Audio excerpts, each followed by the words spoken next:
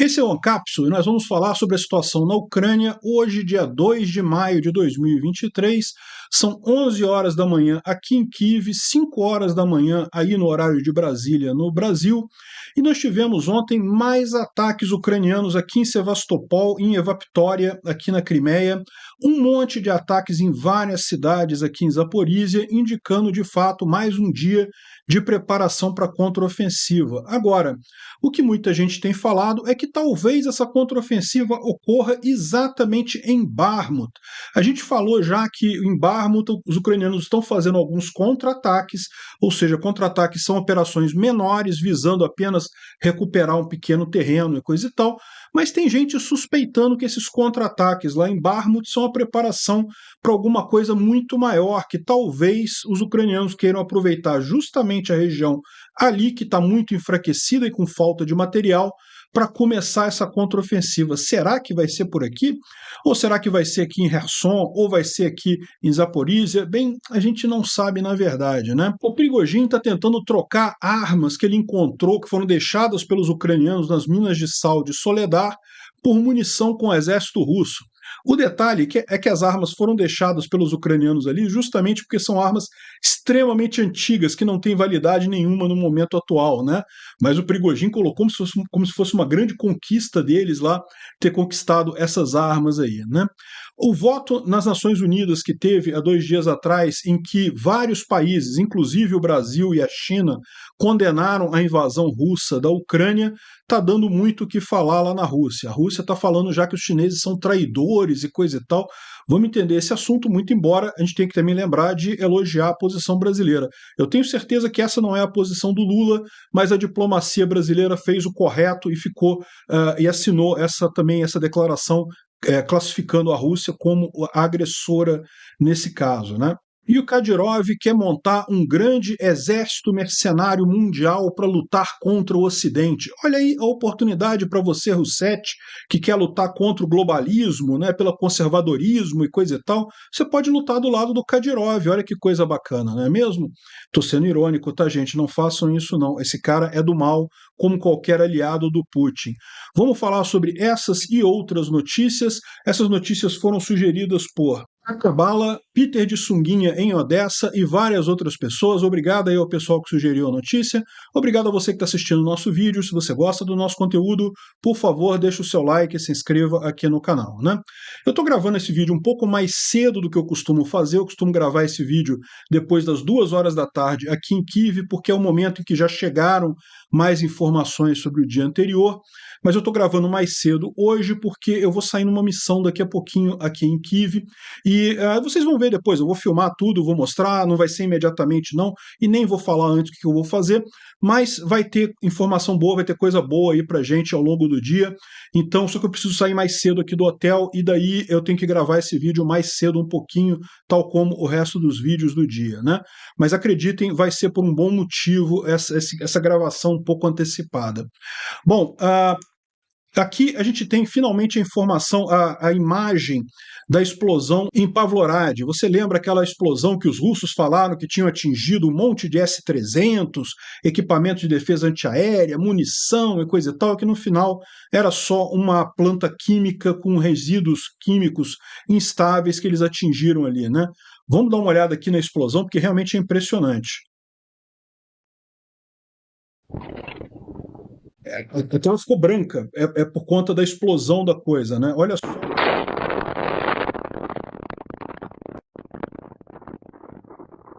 Olha só que coisa realmente impressionante. Isso não é condizente com uma explosão de depósito de munição, que tipicamente ela é escalonada.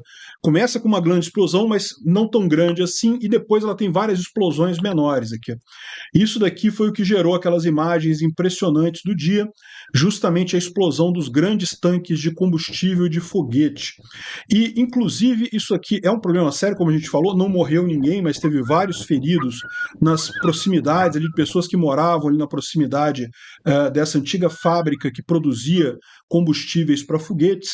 A gente tem aqui a imagem do que é, tá vendo? Que era onde estavam armazenados aqui vários tanques desse material, e isso já era um dilema para os ucranianos há muito tempo, e o único local que existe no planeta Terra capaz de dispor com segurança desse combustível de foguete é em Utah, nos Estados Unidos. Mas a questão toda é a seguinte: eles fizeram um estudo e esse combustível ele já estava tão instável por estar tanto tempo armazenado ali fora das condições e coisa e tal, que seria muito arriscado transportar ele para qualquer distância significativa, muito mais levar isso daqui até o Utah ia ser complicadíssimo. Então ainda não se sabia o que fazer com esses combustíveis. Você pode falar assim, caramba, então os russos até ajudaram, né? Porque resolveram isso de uma vez. É lógico que não, por dois motivos. Primeiro, porque explodir não é uma boa coisa para a população que está em torno, né? As casas em volta tiveram muitos danos, muita gente está ferida, tem gente com risco de morte ainda. E outra coisa é a contaminação ambiental. Essa explosão vai causar uma enorme contaminação ambiental, que a estimativa é que leve 80 anos para acabar a contaminação ali na região. Realmente um absurdo o que foi feito pelos russos nisso daí. Era um problema esse explosivo, esse material combustível para foguete, né, que estava realmente há muitas décadas abandonado ali, mas era um problema controlado. E o principal, que parece ser o caso aqui, é que a Rússia visou explicitamente esse material. Eles quiseram atingir exatamente esse local. Por quê? Justamente por questão de propaganda, para fazer uma explosão bonita e coisa e tal, sendo que é uma coisa totalmente inútil do ponto de vista militar. É o que eu falo sempre. Os ucranianos atingiram Sevastopol, é um tanque, é uma área militar. Aquela área de combustíveis que pegou fogo ali eram combustíveis usados pela frota do Mar Negro. Então é um alvo militar legítimo. Isso daqui não. Isso aqui não tem lógica nenhuma, não é usado por equipamentos militares, não tem nada ali que seja utilizado, nem pode ser utilizado, como eu falei, isso aqui era arriscado pra caramba. Enfim, mais um absurdo russo aí, né? Mais uma informação aí dessa explosão enorme que teve lá em Pavlorad. Felizmente não teve nenhum morto até aqui, né? Bom, outra coisa curiosa, o pessoal fazendo a brincadeira aqui, porque a RT, a Russia Today, que é uma das principais mídias russas, né, principalmente fora da Rússia, para fora, lá na Rússia eu acho que é a RIA Novosti que é a principal, mas fora da Rússia, a Russia Today, ou RT, eu acho que é a mais significativa, e ela publicou o primeiro estudo dela, o primeiro artigo dela, falando que não, que destruíram não sei quantos S-300 e munição, a Rússia acabou com a contraofensiva ucraniana porque destruiu toda a munição e não sei o que lá, e tinha um bunker também com generais da OTAN, aquela história toda que as Roussetti adora, não, que tinha um bunker com general da OTAN que foi atingido, como se existisse esse tipo de coisa. Enfim, e aí depois eles precisaram publicar uma retratação dizendo que não, aí eles mudaram o discurso. Não, a gente destruiu de propósito aquela área ali, porque a gente queria mesmo causar dano ambiental, a gente queria prejudicar os ucranianos e coisa e tal. Ou seja, tiveram que voltar atrás na história deles, porque ficou claro para todo mundo que eles estavam de lorota ontem com esse papo de S-300 e coisa e tal.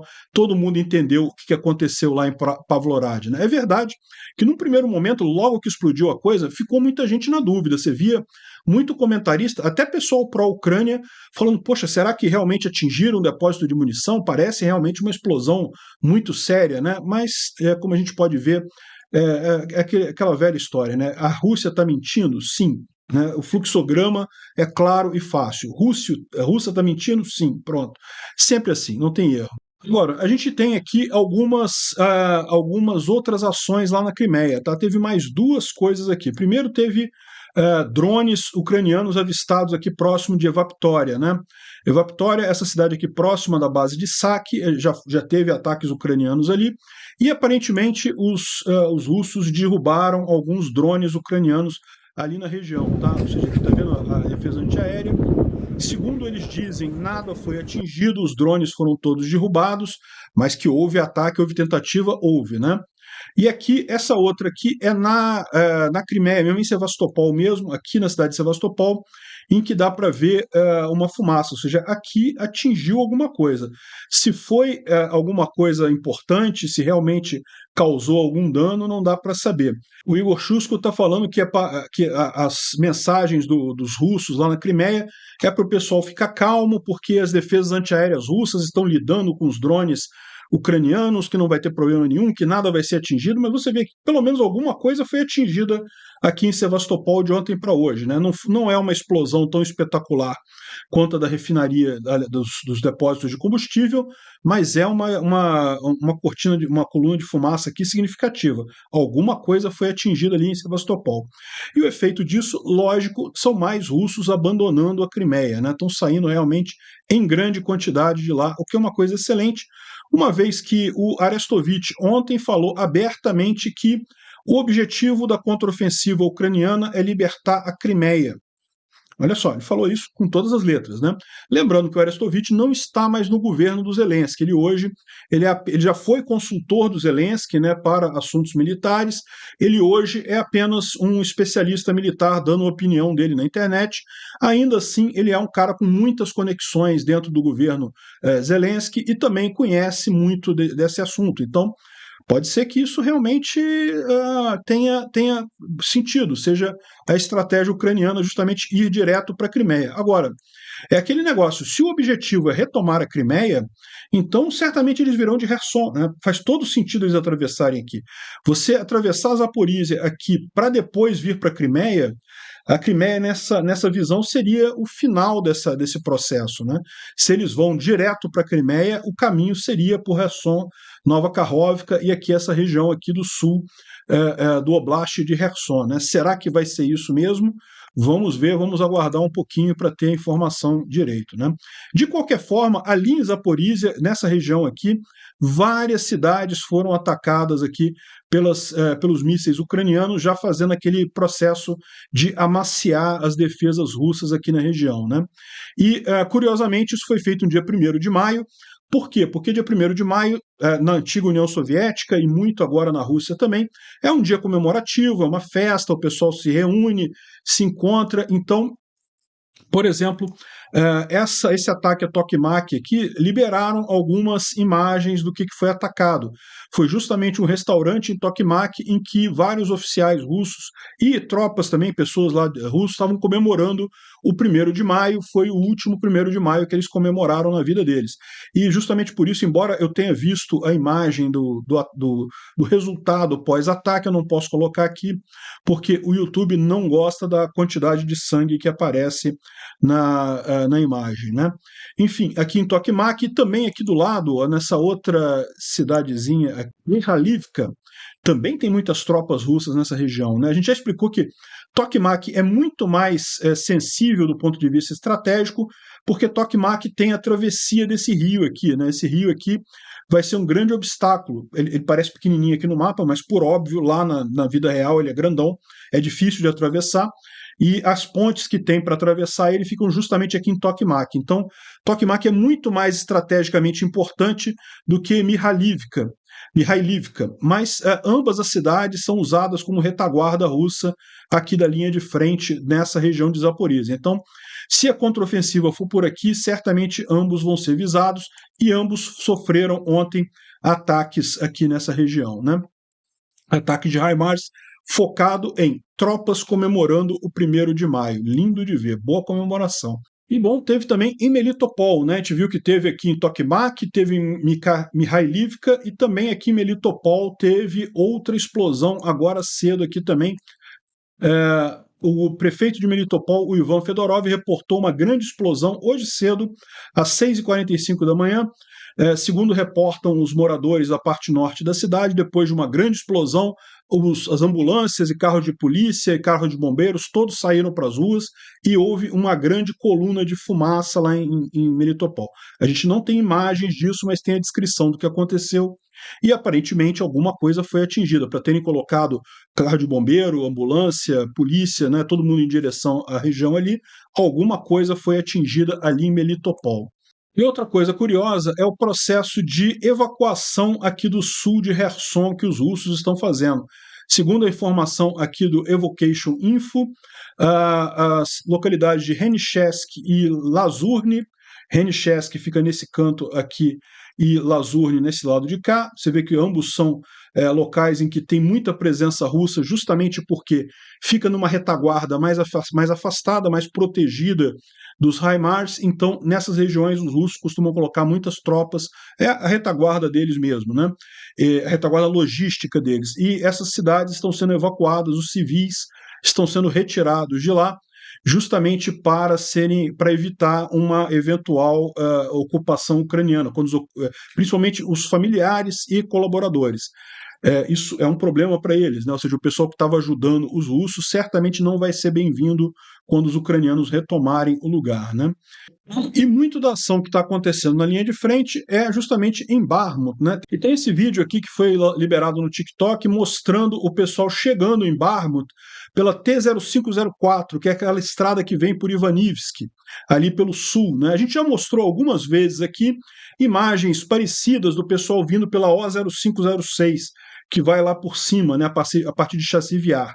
Aqui pela T-0504 dá para ver que a situação é muito parecida, né? A estrada continua existindo, mas dá para ver como tem vários veículos abandonados, atingidos no meio do caminho, coisas recentemente atingidas porque estão pegando fogo ainda, e o pessoal continua usando a estrada para abastecer Bakhmut, né? Continua sendo o caminho usado pelos ucranianos lá. É realmente assustador esse tipo de coisa, o pessoal mostrando aí os veículos abandonados no meio do caminho, pontes aí em situação precária, realmente impressionante a situação, mas dá para ver que continuam usando as estradas para atingir lá, né? E fizeram a geolocalização aqui, mostraram realmente onde é que é isso daí, né? Uma coisa que o pessoal notou também é que se você olhar aqui o mapa de Bakhmut, né, Bakhmut está aqui, então essa daqui, aqui nesse mapa aparece como N32, mas na verdade é a T-0504, e o vídeo ele vem por aqui, ó, por essa estrada aqui, faz a curva, passa por essa pontezinha aqui, e logo em seguida o vídeo para. Não tem mais a gravação. E por que isso acontece? Porque se você reparar, se você seguir em frente aqui nessa estrada, ela vai chegar basicamente em lugares que está do lado das forças russas, bem na linha de frente, né? Impossível de ser usada já. A gente sabe que os ucranianos usam algumas dessas outras estradas aqui. Tem outras ruas, além dessas que aparecem aqui no mapa, tá? Tem ruas de terra, tem um monte de outros caminhos aqui. Então a gente sabe que os ucranianos eles estão usando algum caminho aqui e evidentemente eles não quiseram mostrar qual seria esse caminho, né? Eles foram até o ponto que dá para ir, mas a gente sabe que em algum lugar aqui eles entram aqui no meio da história aqui e de alguma forma chegam do lado de cá e conseguem abastecer as tropas ucranianas que estão principalmente nessa região aqui, né? Então a imagem ali mostra justamente o ponto, o limite até onde eles vão e indicando o que pode ter depois dali, tem mais alguma coisa. Agora, Bakhmut está sendo muito falada, justamente a gente falou ontem sobre esse contra-ataque ucraniano ali na cidade, mas tem gente achando que esse contra-ataque ucraniano ali é muito maior do que se imagina. Na verdade, parece muito como uma contraofensiva mesmo, como uma ação para efetivamente tirar os russos dali e talvez caminhar exatamente naquela direção ali, né?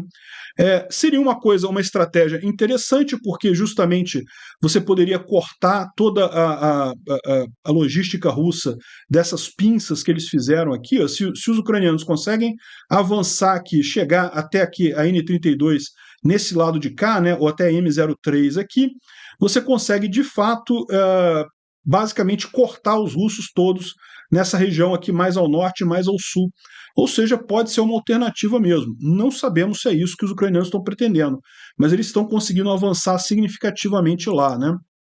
Aqui, o Reporting from Ukraine, há um dia atrás, ele falou sobre justamente esse grande avanço ucraniano que teve lá em Bakhmut, esse grande contra-ataque ucraniano, e o ponto principal que ele coloca foi um enorme número de perdas russas, né? Morreu muita gente, muito russo nessa ação ucraniana, várias ações que foram tomadas pelos ucranianos. De novo, a gente não tem informação ainda específico de quanto que eles andaram, quanto que eles avançaram e coisa e tal, mas a gente sabe que foi algo significativo, a ponto do Prigozhin mais uma vez fazer um vídeo reclamando e coisa e tal. A gente vai falar sobre isso mais adiante um pouquinho, né? Ou seja, o que o pessoal está colocando aqui é que justamente parece que Bakhmut não vai ser tomada pelos russos, não, né? O pessoal está colocando aqui que, do jeito que a situação está, realmente parece que não vai ter nenhuma derrota ucraniana ali. Bakhmut ficou com os ucranianos e foi de propósito isso. Já estão esperando o momento em que os russos vão falar que não, Bakhmut foi só uma estratégia, foi só para enganar, a gente não queria tomar Bakhmut mesmo não, e coisa e tal. Vamos ver, né? Como eu disse para vocês, a situação em Bakhmut ainda é muito complicada, não está fácil a situação lá, os russos ainda têm muita força, mas vamos ver, né? Parece que os ucranianos estão mudando esse posicionamento por lá. O Instituto para o Estudo da Guerra traz aqui algumas informações, mas a maior parte delas a gente já falou, tá? Falam aqui sobre o ataque em larga escala de mísseis contra a Ucrânia na noite do dia 31, né? Do dia 30 para o dia 1º, foi aquele ataque que eu ainda não estava aqui em Kiev, eu estava chegando aqui na Ucrânia, mas também não teve nada demais. A única coisa significativa foi aquela explosão lá em Pavlorad, que, como a gente viu, do ponto de vista militar, não quer dizer nada, né? Foi, lógico, uma tragédia civil, vai ser uma tragédia ambiental ali na região, mas não teve nenhuma consequência militar. Eles falam aqui uma coisa interessante, que o cálculo da Casa Branca do número de russos mortos nessa guerra chegou a 100 mil. 80 mil feridos e 20 mil mortos, na visão da Casa Branca, né? Os números ucranianos são quase o dobro disso, ou seja, o que os ucranianos estimam de mortes russas é quase o dobro disso, 190 mil russos entre mortos e feridos, né? Então, dá para ver que é impressionante isso, porque a Rússia começou esse ataque com cerca de 120 mil soldados, ou seja, em tese, a força inicial russa toda já foi embora, né? Eles falam aqui também de mais uma reclamação do Prigozhin com relação a equipamento, a munição, reclamando da falta desse tipo de coisa para eles poderem operar o grupo Wagner lá, né? E finalmente fala sobre mais algumas trocas de generais e coronéis na estrutura do exército militar russo. Como a gente disse, de fato, os russos têm trocado muitas peças nesse tabuleiro e isso só prejudica os próprios russos, né? Bom, curioso, foi um vídeo que o Prigozhin fez aqui, oferecendo dezenas de milhares de armas que ele iria dar para o exército russo em troca de munição. O que ele está dizendo aqui? Quando o grupo Wagner invadiu Soledar, conseguiu tomar a cidade de Soledar, vocês lembram Soledar, essa cidade aqui mais ao norte, né?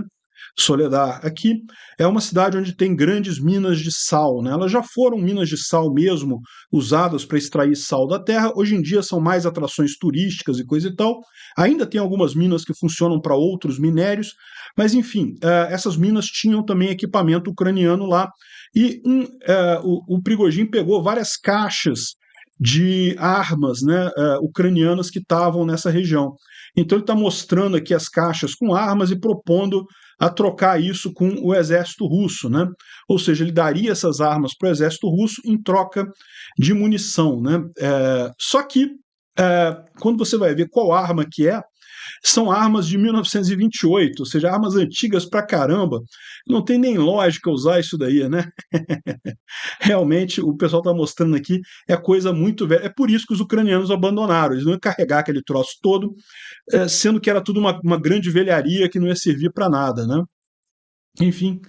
Bom, outra coisa curiosa foi esse vídeo aqui dos russos alegando que eles estão fazendo transbordo de combustível na linha do trem.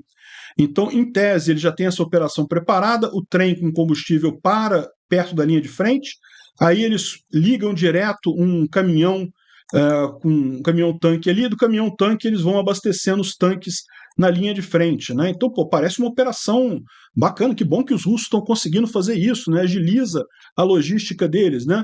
Se não fosse o detalhe que o pessoal fez a geolocalização da coisa toda e chegou à conclusão de que eles estavam em Alexievka, na região de Belgorod, na Rússia, bem longe da linha de frente, na verdade, ou seja, mais uma mentira russa. Não, eles não estão fazendo isso. Pelo menos esse filme não foi filmado na Ucrânia ou perto da linha de frente, né? O que eles estão querendo é dizer que fazem isso, mas não fazem. E outra informação que a gente teve ontem também é que o Gulagu.net, que é do Vladimir Orshkin, que é aquele dissidente russo de direitos humanos que está morando na França, ele conseguiu identificar exatamente onde é a grande prisão do Wagner, lá próximo a Popasna, né?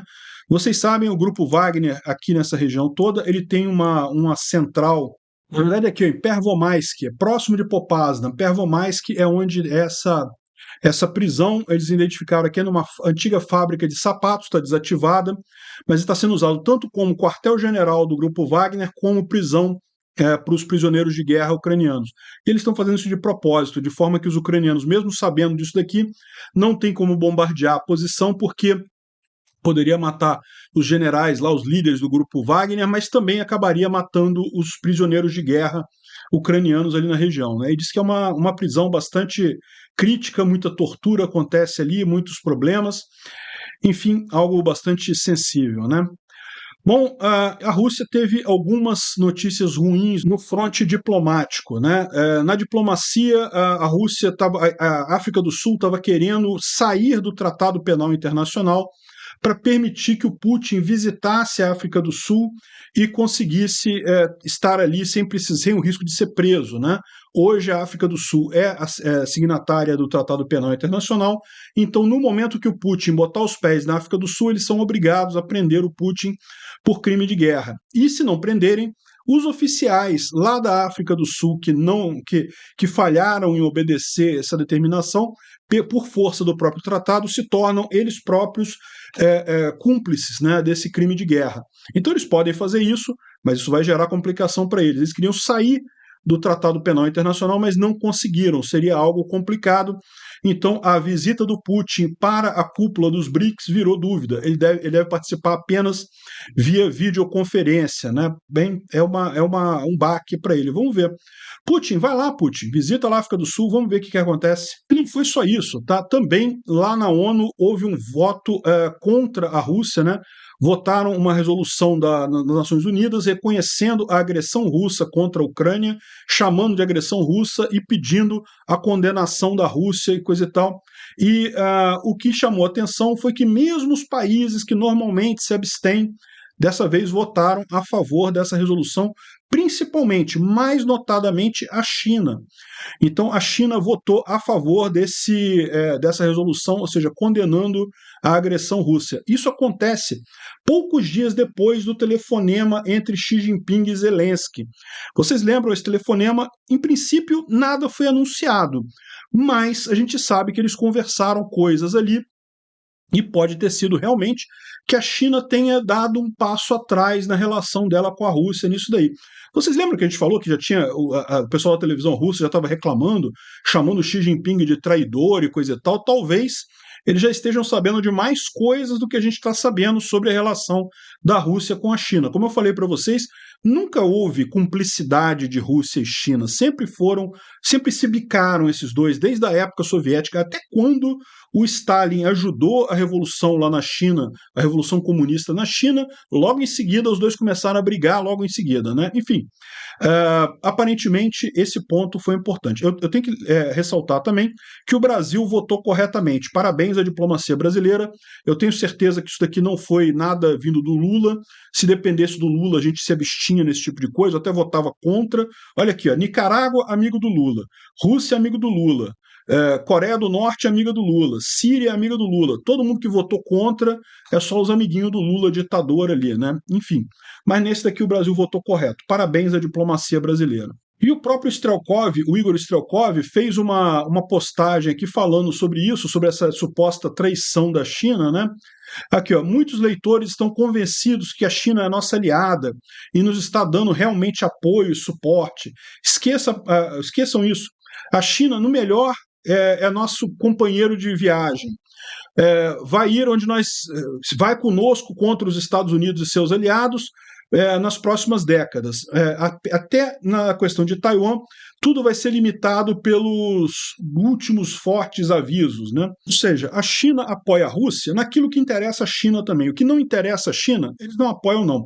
E isso ficou claro nessa última resolução aprovada, justamente condenando a Rússia, a Federação Russa e coisa e tal.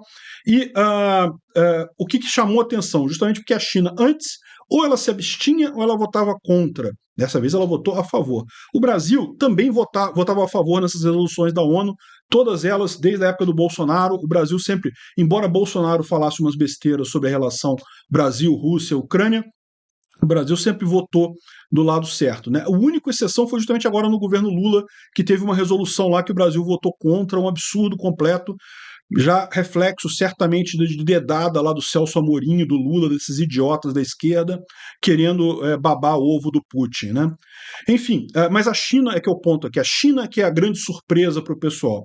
A resolução pede pela compensação dos danos causados às vítimas da agressão militar russa e trazer justiça para aqueles que são culpados de violar normas da lei internacional, que são os russos, evidentemente, né? E o Strelkov aponta aqui que não só a China, mas também o Cazaquistão e todas as repúblicas pós-soviéticas, com exceção do Tadiquistão e Uzbequistão, que votaram também a favor, né? Inclusive outros amigos como Índia, Brasil e Turquia votaram a favor também, né? Só poucos países votaram contra. Nunca antes a Rússia se encontrou numa situação de tanto isolamento internacional, né? Nem na época dos imperadores, dos zares, dos secretários generais soviéticos e coisa e tal, que ele está colocando aqui é bastante sério, e é verdade, né? A Rússia virou um pária internacional. Mas, infelizmente, muitos de nossos companheiros estão certos do contrário. Eles acreditam que foi Putin que fez a Rússia, a Federação Russa, ter mais influência no mundo, né? E estão convencidos que foi ele que fez a gente sair dos nossos joelhos e ditar a nossa vontade para os outros.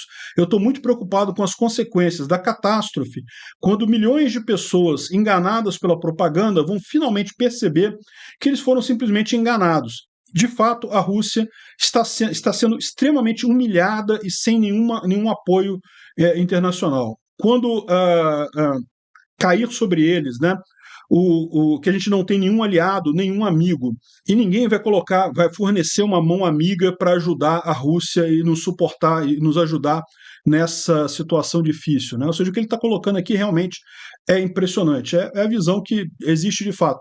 O pessoal lá na Rússia não percebe o quão ruim é a situação deles, justamente por conta da propaganda russa. Eu não sei o que leva as russetes brasileiras a achar também que a situação russa não está desesperadora e coisa e tal, talvez porque não estão olhando para onde deveriam olhar, né?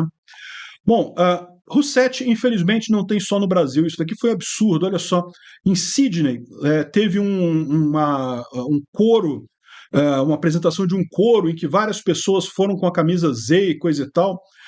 Um absurdo completo isso daqui, algo realmente que eu não sei como é que o pessoal na Austrália permitiu esse tipo de coisa. Só mostra como a Austrália está virando um comunistão também, né? E olha só, para essa russetaiada toda, os russetes da Austrália, os russetes aqui do Brasil também, essa galera toda que ama o Putin por algum motivo que eu não consigo entender, olha só, o Kadyrov está querendo montar o exército dos conservadores mundiais contra o Ocidente, contra o globalismo. Vai dar muito certo mesmo. Você sabe quem é o Kadyrov? O Kadyrov, o único feito dele foi ser filho do pai dele, que é o cara que traiu os chechenos entregando a Chechênia para a Rússia.